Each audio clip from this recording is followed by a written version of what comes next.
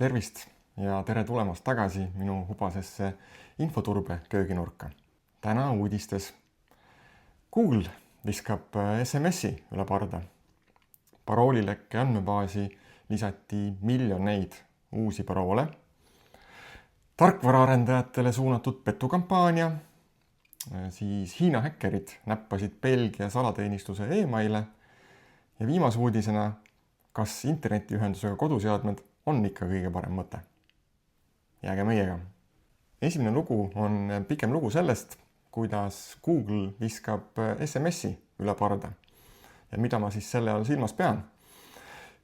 Annan esmalt ülevaate sellest, mis asi on autentimine, mis asi on mitmikautentimine ehk MFA ehk inglise keeles siis multifactor authentication, mis asi on kaksikautentimine, 2FA ehk siis two-factor authentication ja kuidas SMS siia pilti üldse sobitub.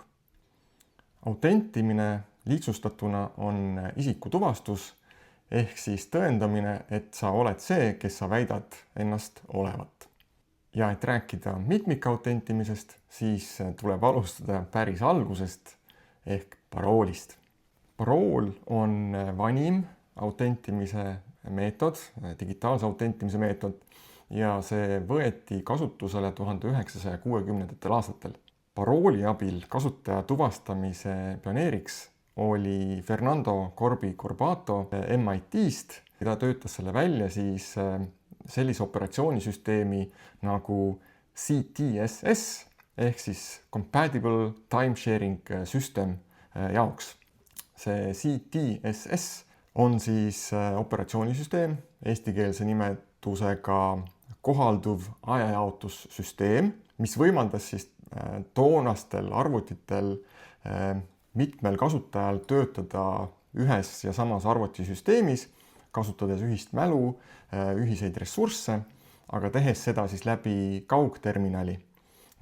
Algselt jagasid arvutisüsteemis kõik kasutajad ühte ja sedasama faili, aga selleks, et piirata arvutiressursi kasutust, toona oli igale kasutajale ette mõeldud 4 tundi nädalas, arvutiressurss oli väga kulukas ja väga piiratud, siis iga kasutaja sai oma enda faili ja et ligipääs oleks ainult sellel kasutajal sellele failile, siis tuligi Corbato välja parooli ideega. Võite ette kujutada, millised olid toona vanasti arvutisüsteemid. Need olid siis terve ruum täis seadmeid, mis moodustas siis kokku ühe arvuti.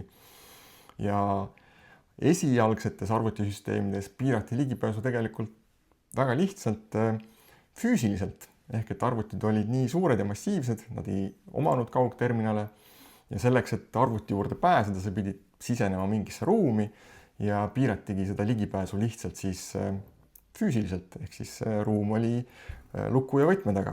Aga niipea, kui tulid kasutusele kaugterminalid ja tulid kasutusele siis jagatud süsteemid, ehk siis mitu inimest jagas ühte arvutisüsteemi, pidi hakkama tulema välja mõttega, et kuidas seda kasutust siis nagu piirata. Ja üsna irooniline on see, et paroolihaldus kui selline, et seda ei mõeldud välja mitte turvalisuse eesmärgil, vaid hoopis ressursipiirangu ja ressursi kasutuse tõttu.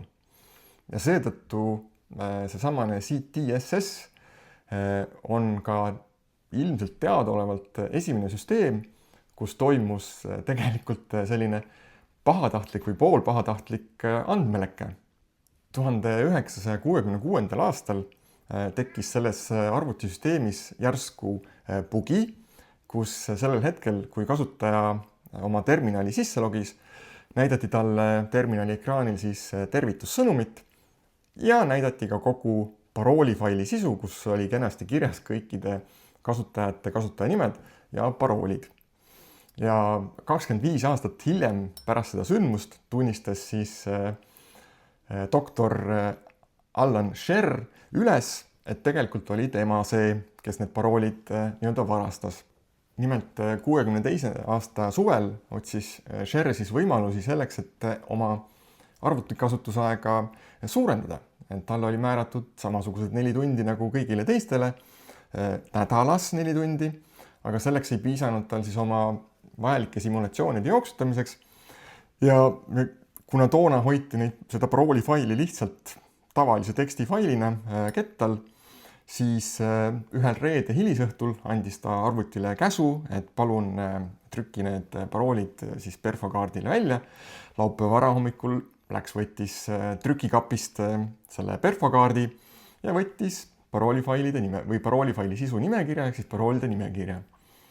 Ja et oma süütunnet kergendada, jagas ta seda paroolifailiga siis kolleegidega.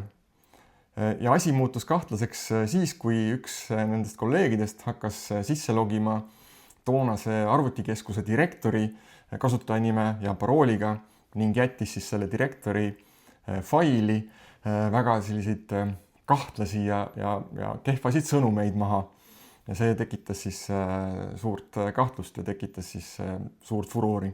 Aga kuhu siis selle parooliga või parooli kasutusele võetuga jõuti, oli see, et 60ndate keskpaigaks hakati siis sellist kasutaja ja parooli tuvastamise abil logimist kasutama ka teistes ajajaotussüsteemides ja parool kui termin hakkas siis kinnistuma arvutiteaduse leksikasse.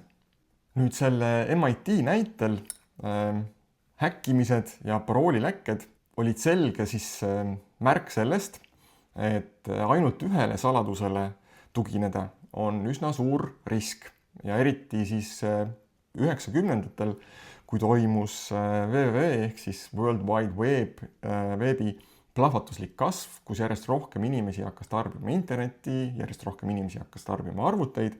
Seoses sellega ka lõid ja talletasid rohkem konfidentsiaalset ja sensitiivset infot ja andmeid, tekkis vajadus veel rohkem seda riski kuidagi maandada. Kuna paroolidega on tegelikult seotud sellist 2 väga sügavat ja sisulist probleemi. Esimene neist on see, et lühikesi paroole on küll väga lihtne meelde jätta, aga neid on ka lihtne ära arvata. Ja jälle teine probleem on see, et pikki paroole on väga keeruline meelde jätta, aga samas neid on ka väga keeruline ära arvata. Lisaks mõtle vaid, kui sul tekib vajadus pidada meeles 10 paroole, erinevates keskkondades, erinevad paroolid. Et see on ka peamine põhjus, miks enamus arvutikasutajaid tänaseni kasutab tegelikult ainult 1-2 parooli enamus enda süsteemidesse sisse logimiseks. Ja sa mõtled, kui see parool kuskil lekib, see parool saadakse teada, siis sisuliselt kaotab see inimene ligipääsu või selle inimese ligipääsu kuritarvitatakse siis praktiliselt kõikides keskkondades, kus tal on konto. Ja kas teadsite, et siiamaani maailmas levinumad paroolid tegelikult on jätkuvalt 1, 2, 3, 4, 5, 6, password ja Eesti IT-meeste hulgas eriti levinud ja kasutusel salakala 2. Aga liigume edasi ja jõuame siis nüüd siis MFA juurde ehk siis mitmikautentimise juurde. Ja nagu ma ütlesin, parool ainsa faktorina või selle ainsa meetodina oli suhteliselt ebaturvaline ja ta on tänaseni suhteliselt ebaturvaline, siis tekkis vajadus vähendada sellist ühe saladuse riski ja vajadus arvutisüsteemi turvalisemaks muuta. Hakati mõtlema siis erinevate muude autentimistegurite peale ja tekkis selline klassikaline autentimistegurite liigitus. Ehk esimene liik on, mida sa tead, see on siis kas parool, PIN-kood, muu selline, siis midagi, mis sul on, see on siis kas võti või pass või telefon, siis milline sa oled, see on siis kas sinu silmaiiris näiteks või sõrmejälg, siis järjest rohkem sellistes ülikonfidentsiaalsetes süsteemides kasutatakse ka sellist liigitust nagu, et mis on sulle tüüpiline. A-la näiteks sinu kõnemaneer, sinu kõnnimuster, sinu käekiri. Ja siis viimasena on sellistes, kuidas ma ütlen, zero trust lähenemistes kasutusel ka selline liik nagu või tegur nagu, et kus sa asud. Ehk et kas sa oled füüsiliselt kuskil konkreetses kohas või sa oled virtuaalselt kuskil konkreetses seadmes, et siis lähtuvalt sellest samamoodi piiratakse või antakse ligipääsu. Ja mainisin ka kaksikautentimist ehk siis 2FA-d ehk siis two-factor authentication. Ja see on siis lihtsustatuna selline autentimismeetod, kus on kasutusel 2 autentimistegurit 2 erinevast liigist. Näiteks parool pluss SMS-iga ühekordne PIN või ühekordne parool telefonile. Nüüd esimesed arengud sellises 2FA või kaksikautentimise maailmas, valdkonnas toimusidki 70-ndatel, 80-ndatel. Organisatsioonid, kes tegelesid eriti tundlike andmetega, näiteks riiklikud organisatsioonid, valitsused, militaarorganisatsioonid, nad hakkasid siis uurima erinevaid võimalusi, kuidas viia see isikutuvastus paroolist kaugemale. Tekkisid esimesed smart card lahendused, riistvaralised tokenid, tekkisid prototüübid ja 80-ndatel mitmed ettevõtted, näiteks RSA, tulidki välja siis selliste riistvaraliste seadmetega, niinimetatud paroolikelladega, mis genereerisid ühekordseid ajapõhiseid paroole. Neid inglise keeles kutsutakse siis time-based one-time password ehk siis lühendatuna TOTP. Ja sisuliselt oli siis tegemist niisuguse pisikese vidinaga, mis näitas oma väikesel ekraanil 6-kohalist numbrit, mis muutus iga 30–60 sekundi järel, sõltuvalt siis seadmest ja sõltuvalt konfiguratsioonist. Ja see oli siis nii-öelda esimene samm liikumaks, mis sul on, pluss mida sa tead faktorite poole. Ja kui populaarsemaks muutusid erinevad mobiilseadmed, mobiiltelefonid, siis muutus populaarsemaks ka see, et neid ühekordseid koode hakati sellise ebamugava seadme asemel, mida sa pidid kogu aeg kaasas kandma, hakati saatma siis neid koode sinu telefonile. Eriti pangad, finantsasutused olid esimesed, kes sellise lahenduse kasutusele võtsid, lisaks siis sellistele tavapärastele PIN-kalkulaatoritele, mida ka Eesti pangad kasutasid, mis oli samamoodi siis tegelikult selline ühekordse parooli genereerimise seade ja see SMS, mis telefonile saadeti, toimis siis põhimõtteliselt sarnaselt sellele ajapõhisele koodile, ehk et ta oli kasutatav ainult piiratud aja, reeglina seal 5–15 minutit. Kuna 2000-ndatel hakkasid arvutikuriteod muutuma järjest levinumaks ja mõjukamaks ja kaod olid järjest suuremad ja kahjud suuremad, siis järjest rohkem ettevõtteid hakkas seda mitmikautentimist kasutusele võtma.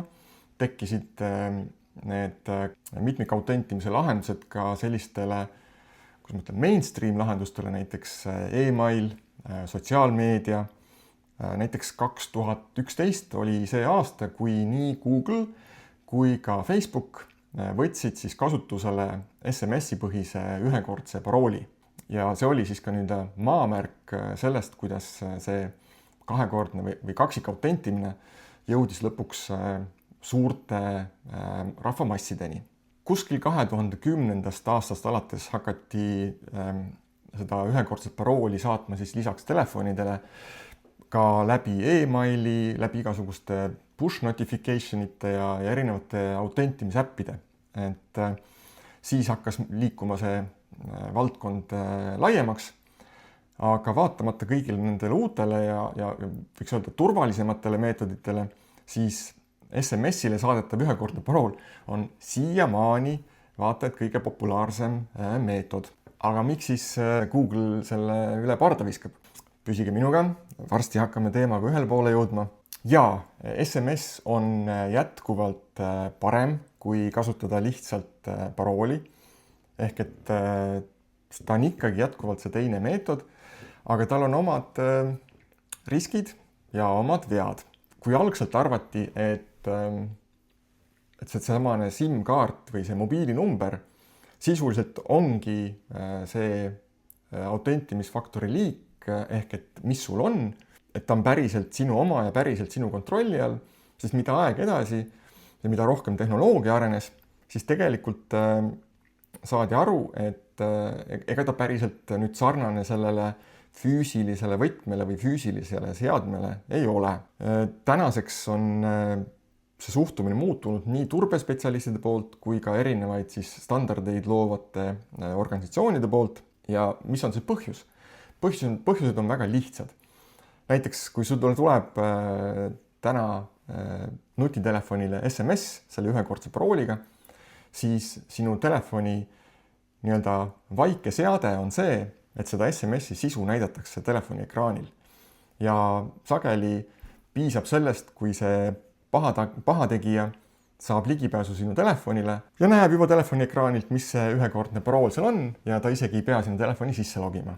Ehk et see on nagu esimene näide sellest, et ta tegelikult ei ole päris see, et mis sul on faktor. Siis mitte nüüd niivõrd meil siin Euroopas, aga USA-s on üsna selline levinud pettuse meetod on SIM swapping, kus siis pahategija kasutab kas usalduspettuse meetodeid või on mobiilioperaatori töötajate hulgas keegi nii-öelda sisemine inside töötaja, kes jagab siis petturiga oma ligipääse ja mis siis toimub, on see, et lihtsalt kopeeritakse kellegi mobiilnumber uuele SIM-kaardile või uuele seadmele ja põhimõtteliselt, kui sulle saadetakse seesamane SMS, siis selle kopeeritud seadme omanik või kopeeritud SIM-kaardi omanik saab täpselt samamoodi selle SMS-i ja näeb sinu ühekordset parooli. Ja lisaks on veel ka erinevad keerukamad ründed, mida kasutavad siis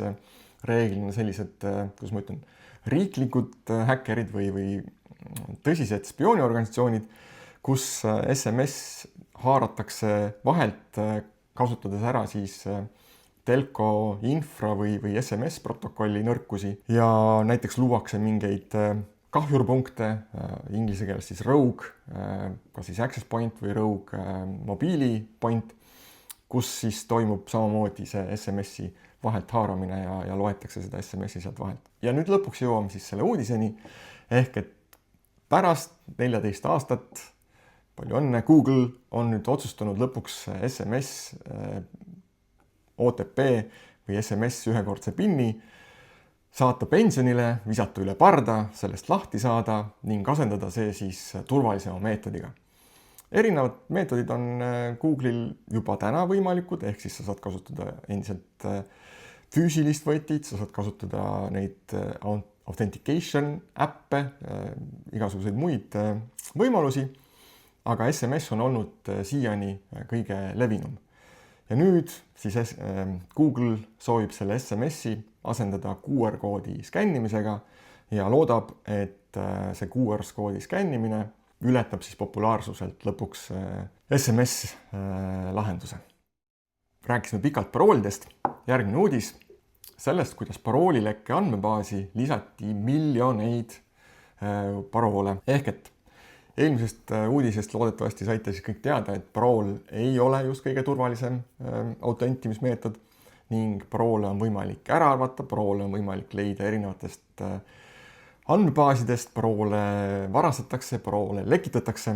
Lisaks siis, nagu ma ütlesin, äraarvamisele on olemas tumeveebis või pimeveebis, kes kuidas seda nii-öelda inglisekeelset dark webi nimetab. Sealt on võimalik siis soetada endale erinevaid andmebaase sadade tuhandete ja suisa miljonite kasutajanimede ja paroolidega ja nende kombinatsioonidega, mis on siis saadud erinevate turbelekete käigus, et on kuhugi süsteemi sisse häkitud, kopeeritud sealt andmed, kopeeritud kasutajanimed, loodetavasti paroolid on ikkagi olnud krüpteeritud või vähemasti varjatud, aga on ka selliseid süsteeme, kus saadakse paroolid ilusti puhtalt kätte ja neid siis kasutatakse pahalaste poolt erinevate paroolil põhinevate häkkimismeetodite juures, näiteks parooli pritsimine, password spray või credential stuffing rünnete käigus, kus siis pommitatakse mingeid veebisaite ja sealseid logimisvorme tuhandete ja tuhandete erinevate kasutajanimede ja paroolidega ja lootuses, et siis mõni kombinatsioon või mõni paar klapib ja õnnestub ja kasutajal ei ole siis mitmikautentimist sisse lülitatud ja saadaksegi süsteemi sisse logida. Samas positiivsena on selliseid andmebaase loonud tegelikult ka heatahtlikud turbespetsid, nagu näiteks Troy Hunt, kes ehitas sellise veebiteenuse nagu haveibeenpwned.com, panen selle lingi ka siia alla ja panen selle lingi kirjeldusse, kust siis iga inimene saab kontrollida nii oma kasutajanime kui ka oma parooli, et kas need on olnud kuskil lekkes sisaldunud ja et kas on mõtet nagu natuke murelik olla. Ja nüüd õnnestus siis sellel samal Troy Huntil saada tänu ühele, kuidas ma ütlen, valitsusorganisatsiooni vihjele enda kätte 1,5 terabaidi ulatuses logisid, mis pärinesid sellisest pahavarast nagu infostealers ehk siis infovargad ja kokku oli seal 23 miljardit logirida, 493 miljoni erineva veebiaadressi ning 284 miljoni unikaalse emaili aadressiga. Ja kõik see andmekogu võimaldas siis Huntil lisada oma süsteemi 244 miljonit unikaalset parooli, mis lisandusid siis juba seal olemasolevale 199 miljonile paroolile. Need on väga suured numbrid, väga massiivsed lekked. Aga mis on seesamane infostealer või infovarguse pahavara? See on selline pahavara, mis on sageli maskeerunud kas nii-öelda legaalseks tarkvarauuenduseks või mingiks äpiks, mida sa kuskilt alla laed, mingid mängude häkid või kes piraattarkvara kasutab, siis sellistesse tarkvaradesse reeglina selliseid pahavarasid peidetakse ja kui pahavara on nüüd lõpuks sinu arvutisse jõudnud, siis ta istub seal vaikselt taustal ja iga kord, kui sa logid kuhugi veebiteenusesse sisse, siis see pahavara võtab selle veebiteenuse aadressi, võtab sinu kasutajanime, võtab sinu parooli, kirjutab need logisse ja siis saadab need logid regulaarselt mingi intervalli järel ründajale ja ründaja saab siis need kõik ilusti kenasti kätte. Panen siia ka screenshoti, kuidas see logi välja näeb. See on ka näiteks üks põhjus, miks ma sageli soovitan vanematel soetada lapsele oma arvuti, mis ongi mõeldud ainult lapse kasutuseks. Et põhimõtteliselt laps võib teha seal, mis iganes ta tahab, aga seal arvutis minu soovituse kohaselt ei tohiks käia üheski sellises tundlikke andmeid sisaldavas kohas, näiteks pank või sotsiaalmeedia ja aeg-ajalt võiks seda süsteemi uuesti tühjaks teha ja uuesti installida. Loomulikult peaks seal olema ka viirustõrje ja muud kaitsed peal, aga lihtsalt tuleks nagu arvestada, et see süsteem, mida laps kasutab, on sisuliselt mitteusaldatav süsteem, paralleel näiteks avaliku internetipunktiga. Ühesõnaga, nagu ma ütlesin, siis tänu sellele vihjele õnnestus Troy Huntil enda kätte saada andmebaas miljonite inimeste kasutajanimede ja paroolidega ja nüüd on need kasutajanimed ja paroolid samamoodi siis selles Have I Been Pwned süsteemis kontrollitavad. Ehk et kordan üle, soovitan kõigil käia kontrollimas ja veendumas, et kas sinu email ja parool on kuskil lekkes sisaldunud. Ja viimane soovitus seoses parooli teemaga on see, et kui vähegi võimalik, võta kasutusele korralik ja tunnustatud paroolihalduse tarkvara. On olemas erinevad vabavaralised lahendused, näiteks Bitwarden, Proton Free, on olemas tasulised versioonid, näiteks 1Password, LastPass, ProtonPass, mis on see lisaboonus nendel kaasaegsetel paroolihaldussüsteemidel on see, et neil on sageli selline mitmikautentimine või mitmikautentimise funktsionaalsus juba sisse ehitatud. Ehk et sa saad kasutada sama parooli tarkvara ka selle ühekordse ajapõhise parooli loomiseks ja selle kasutamiseks. Meie pere kasutab 1Passwordi, meil on 1Passwordi perepakett ja ainult häid sõnu oskan selle kohta öelda, et selgelt soovitan. Töötab sisuliselt kõikides operatsioonisüsteemides. Eriti hästi töötab Macis, et seetõttu meie pere seda kasutabki. Järgmine uudis tuleb eelnevalt uudises mainitud infovarguse pahavara teemast. Viimastel nädalatel ja eriti eelmise nädala jooksul ujus pinnale uus petukampaania või ütleme siis uus vana petukampaania, kus võlts tööpakkumiste kaudu sihiti spetsiifiliselt väga täpset ringkonda tarkvaraarendajaid. Ja Põhja-Korea riiklikud häkkerid on siis need, kes on taas need arendajad sihikule võtnud ja reeglina otsitakse sihtmärgiks siis selliseid arendajaid, kes on töötanud erinevate krüptoprojektide kallal ja räägivad inglise keelt. Kuidas see kaval rünne siis käib, on see, et otsitakse sihtmärk reeglina LinkedInist või kuskilt mujalt professionaale ühendavast võrgustikust. Pahalane või see Põhja-Korea häkker loob värbaja võltsprofiili, kas siis loob selle AI-ga või siis kopeerib kuskilt LinkedInist selle värbaja profiili, võtab ohvriga ühendust ja pakub neile siis tööd või pakub talle tööd. Ja intervjuu üheks osaks on niinimetatud tehniline intervjuu. Kõik arendajad on sellise asjaga väga hästi kursis, et mida see tähendab, kus siis palutakse sellel ohvril laadida privaatsest koodi haldurist või koodirepost, kuskilt GitHubist või Bitbucketist, alla laadida tarkvarakood, see kokku kompileerida ja seejärel oma arvutis käivitada ja siis öelda sellele värbajale või võltsvärbajale, et mis seal nagu valesti oli või mis seal hästi oli või kuidas see kood oli. Aga sinna koodi siis on omakorda peidetud erinevad pahatahtlikud komponendid lisanditena, mis siis installeerivadki selle ohvri arvutisse selle infovarguse pahavara. Ja seda pahavara on siis Põhja-Korea häkkeritel õnnestunud kasutada erinevate ligipääsukoodide varastamiseks, et saada kasutajanimesid, saada paroole ja ka krüptoraha varastamiseks. Et see on üsna levinud meetod hetkel. Kurb lugu on see, et ükski operatsioonisüsteem ei ole kaitstud. Rünnatakse kasutajaid siis sõltumata operatsioonisüsteemist, nii Windowsi, Linuxi kui ka MacOSi kasutajaid. Ehk et tarkvaraarendajad, olge valvel.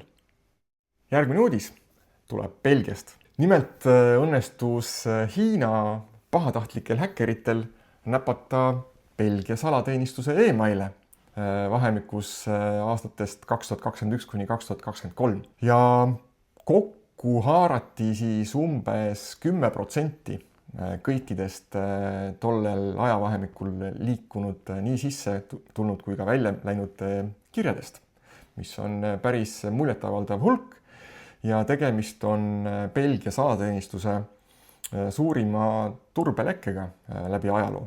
Ja kuidas häkkerid ligipääsu said?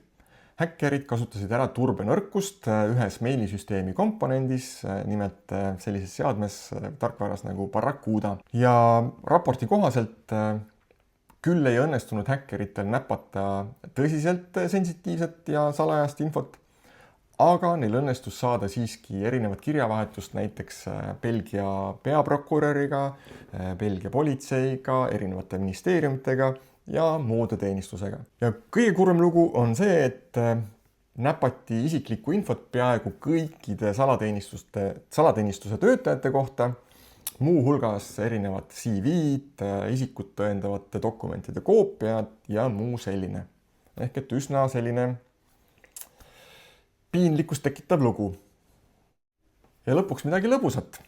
Nagu ma ütlesin, kas kodus peaks olema ikkagi internetti ühendatavad seadmed. Nimelt leidis üks turbespets turbenõrkuse oma nutikast voodist. Selline tuntud ja tunnustatud tootja nagu 8Sleep ja nende voodi. Mees avastas voodi tarkvarakoodist seal olnud pilveteenuse AWS ehk siis Amazoni veebiteenused privaatvõtmed, mis siis omakorda motiveeris teda natukene sügavamale voodikoodi sügavustesse kaevuma. Ja sealt ta leidis ka siis nii-öelda tagaukse, mis võimaldas voodisse kaugligipääsu ja võimaldas käivitada voodi tarkvaras erinevaid käske. Ja samas võimaldas kasutada siis seda voodit ka hüppelauana teistesse koduvõrgus olevatesse seadmetesse tungimiseks. Sisuliselt on iga 8Sleep voodi selline Linuxil põhinev arvuti ja 8Sleep inseneridel on 24/7 ligipääs ja täielik kontroll selle arvuti üle. No ja mis siis, küsite? Väga hea küsimus. Näiteks needsamad insenerid saavad vaadata, kas ja millal te magate, kas te magate voodis üksinda, kahekesi, kui on näiteks öö, kas keegi magab öösel voodis või ei maga. Ja siit võite juba siis edasi ise mõelda, mida ja kuidas seda informatsiooni tegelikult kasutada saab. See oligi tänaseks kõik ja kohtumiseni loodetavasti taas kord nädala pärast.